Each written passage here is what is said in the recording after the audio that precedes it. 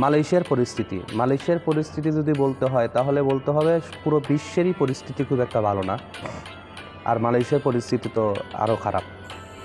কারণ হয়েছে কি, মালয়েশিয়াতে যে লোক লাগবে না, মালয়েশিয়াতে যে বড় বড় কনস্ট্রাকশন সাইট আছে বা বিভিন্ন রকম বিজনেস আছে, সেখানে যে প্রবাসীরা কাজ করে সেখানে খুব একটা লোক লাগে না, সেটা কিন্তু সবাই জানতো বা প্রত্যেকটা এজেন্সি জানতো। কিন্তু এজেন্সি জানা সত্ত্বেও এই প্রবাসীদের ভাগ্য নিয়ে বা তাদের সাথে যে সিনিমিনি খেলাটা হচ্ছে, সেটা হয়েছে কি সম্পূর্ণ দায় হলো এইসব দালালদের।